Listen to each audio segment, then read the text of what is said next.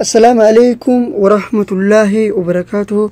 قبجمتوتا في جالتمتوتا هردفتوتا وبساتكنو أكم جرتو نجا كيسني فيادا أنيس نجا الحمد لله إيجا هردفتوتن كي أرانتنا غافيلي نموتي هدو أكسماس وان نموتي هدو فيادا جئي يادي توكو قبضي اسنيف دياد هندي كيسن اتدياد أكا هدو اتقمدن أبدي قب إيجا هردفتوتن كي koppii keenya guyyaa irraa keessatti waa'ee gad bu'uu fi dabaluu sharafa doolaaraati.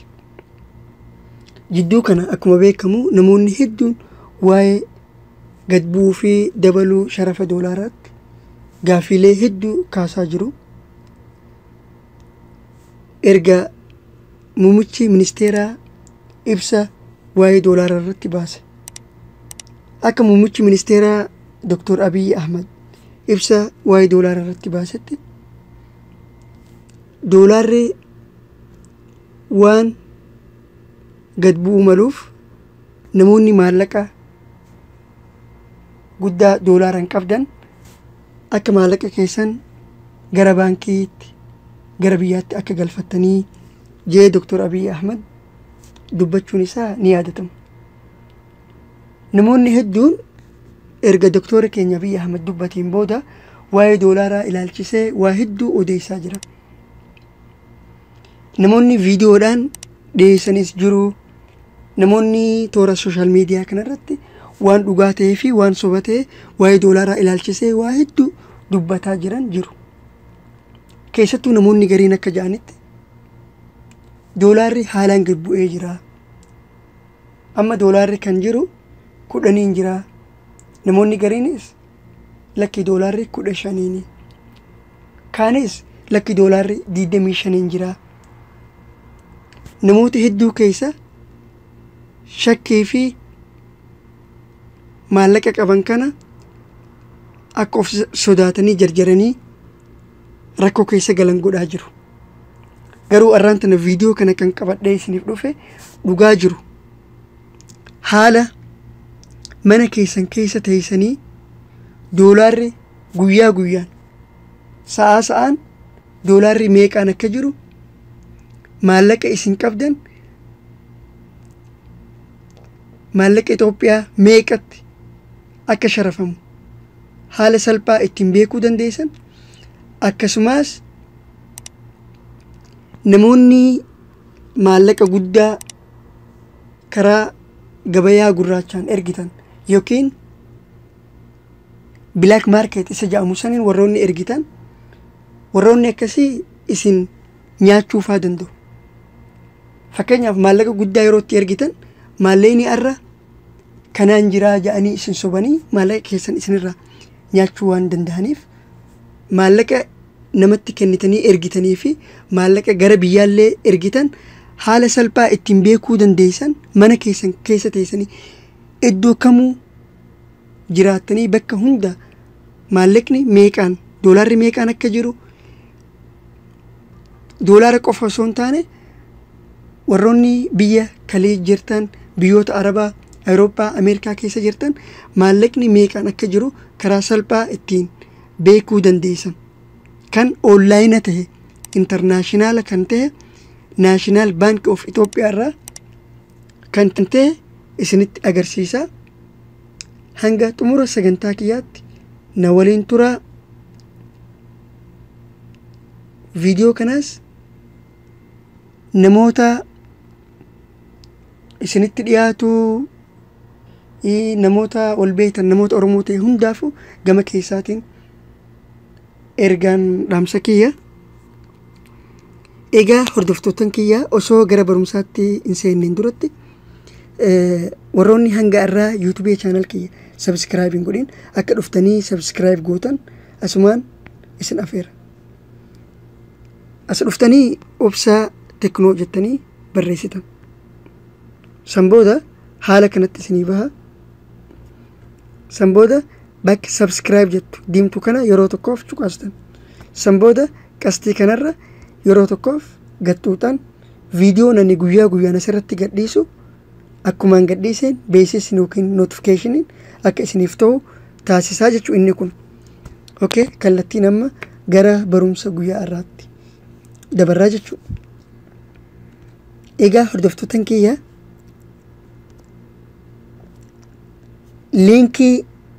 linkii lamaan kana descriptionii YouTube channel kiyya jala isiniif ka'a. Namoonni hedduun viidiyoo amma dura waraaba irratti descriptioniin eessaa kan jettanii na gaafatan jirtu. Descriptionii YouTube channel warri hin beeyneef descriptioniin isa viidiyoo fakkeenyaaf viidiyoo kana descriptioniin isaa eessa qastii asirra yeroo tokkoof tuutan descriptioniin isa kanaa jechuudha. As jalaan isiniif ka'a. Linkii lamaan kana descriptionii kiyya jalaan isiniif ka'a jechuudha. Okay, hordoftoota kiyya amma doolaarri meeqaan akka jiru laaluudhaaf linkii kana yeroo tokkoof irratti cuqaastanii descriptionii YouTube kiyyaa jala seentanii jechuudha. Erga saniin booda kunu akkasii kuni National Bank of Ethiopiaadha. Kun akkuma argaa jirtan doolaarri guyyaa irraa meeqaan jira beekuudhaaf linkicha irratti yeroo tokkoof erga cuqaastaniin booda haala kanatti isinii ba'a. Inni kun hundi nun ilaallatu. Isa gama dhumaa jiru kana isa kanaa jechu kan nun ilaallatu. US dollar kajuu kanaatu nu ilaallata. Meeqaan jira doolaarri guyyaa irraa 27 jira jechuudha. 27 tuqaa 37 55 jira jechuudha. Doolaara bituun jechuudha. Buying bitaan 27 tuqaa 37 55 jira jechuudha. Selling gurgurtaan meeqaan jira 27 92 30 takkaan jira jechuudha. Doolaarri meeqaan akka jiru beekuudhaaf isa kana seentanii jechuudha. Linkii kamiin? Linkii isa jalqabaa kanaa jechuudha. Tole isa kana laallee jirra. Inni lammaffaa linkiin kun fakkeenyaaf namoonni maalaqa guddaa qabdan riyaalaas tahee dirhamaas tahee diinaaraas tahee maalaqa guddaa warroonni qabdan maalaqa keessan namatti kennitanii ergitanii biyya warra keessan meeqa akka dhaqqabe beekuudhaaf maallaqni keessan fakkeenyaaf riyaala 1000 yoo ergitan birrii Itoophiyaa meeqatti akka sharafamu karaa salphaa beekuudhaaf jechuu kun linkii isa lammaffaa kanarratti dhootan. Akkuma roofu isinin jee descriptionii YouTube channel jala isiniif ka'a linkii. Yeroo tokkoof asirratti cuqaastanii erga saniin booda haala kanatti isiniif bahaa jechuudha. Haala kanatti erga isiniin baheen booda asirratti ifiifuu haala kanatti fida. United States dollar ja'a. Asirratti Itoophiyaan bir ja'a. Itoophiyaan bir kajuu kana isin maallaqa Itoophiyaa meeqa akka ta'e laaluu waan barbaadaniif isa kana haaluma kanatti dhiistan. Fakkeenyaaf mee amma doolaara irraa jalqabna. Doolaarri tokko meeqa akkuma roofu jenne doolaarri tokko arraan tana 27 jira. Okay, doolaarri dhibbee hoo meeqa ta'a? Kunoo akkuma argaa jirtan doolaarri dhibbee 2749 birrii Itoophiyaatiin jira jechuudha. Taha jechuudha doolaarri dhibbi tokko. Okay, mee amma maallaqa Saudi Arabiyaa fi Dubai ilaalla. Amma kan Dubai waan nutti dhiyoo jiruuf kunooti United Arab Emirates dirham isa jiru kanarratti tuuname. Mee dirhamni 500 qarshii Itoophiyaa meeqa nuuf ta'a?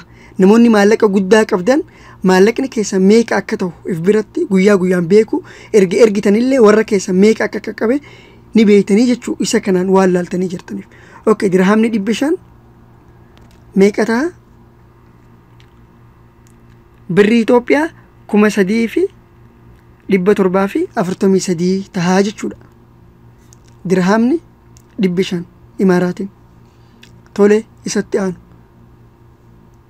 maallaqa Saudi Arabiyaa kan Saudi Arabiyaa laallaa jechuudha ammallee dhuma waliin turaa. Okay, riyaalli Saudi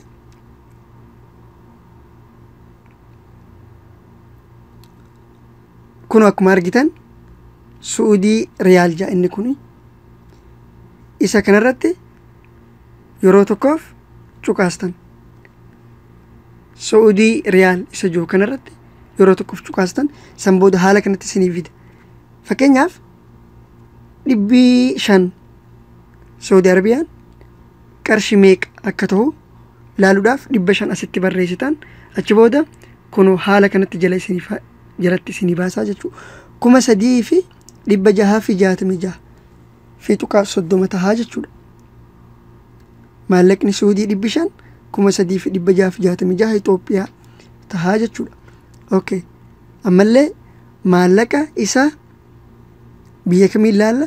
Isa Kuwait waliin haa ilaallu. Imaaraatii fi kan biyya Saudi Arabiyaa ilaallee jira. Kan biyyoota hundaa ittiin laaluu dandeessanii jechuudha.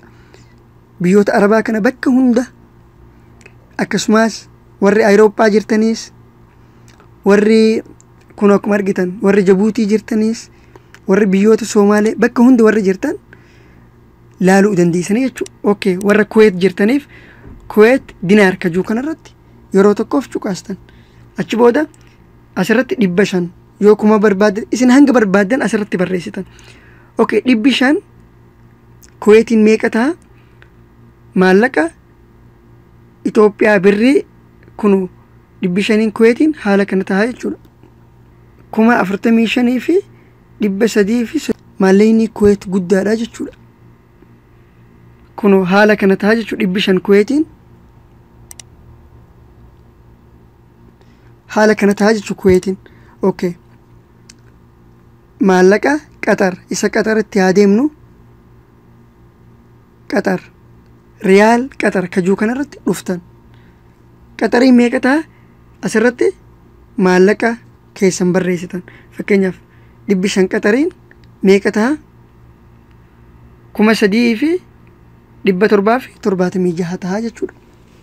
Isiniif ifa. Haala kanatti maallaqni keessan meeqa akka ta'u beekuu dandeessanii jechuudha. Fakkeenyaaf warroonni biyyoota Awurooppaa biyyoota alaa kana keessa jirtan fakkeenyaaf Isweedin warri Isweedin jirtan Isweedish kornaa irratti tuutan. Okay, 500 Isweedish meeqa ta'a? Kun akkuma jala jiru kanatti Itoophiyaan bir 1,535 ta'a jechuudha. Haala kanaan maallaqni keessan meeqa akka ta'u laaluu dandeessanii jechuudha. Maallaqa guddaa yoo of biraa qabaattan jalqaba maallaqni keessan meeqa akka ta'u bartanii achi booda namoota barbaadanitti yoo ergitanillee namni san maallaqni hangana je'ee isin nyaachuu isin shawwaduullee hin danda'u jechuudha. Haala kana viidiyoon guyyaa irraa kun kanuma. Yoo wanti isiniif hin galin jiraate guyyaa guyyaan waan doolaarrillee dabale laalee viidiyoo waraabee akkuma irratti kan isin biraan gahu ta'a. Wanti dhumarratti isiniif dhaamu yoo jiraate viidiyoolee ani gara Facebook osoo hin ta'in viidiyoolee gara YouTube channel kanaan isiniif waraabu hundi keessan akka like gootan barbaada. Sorry, akka like gootan barbaada. Maaliif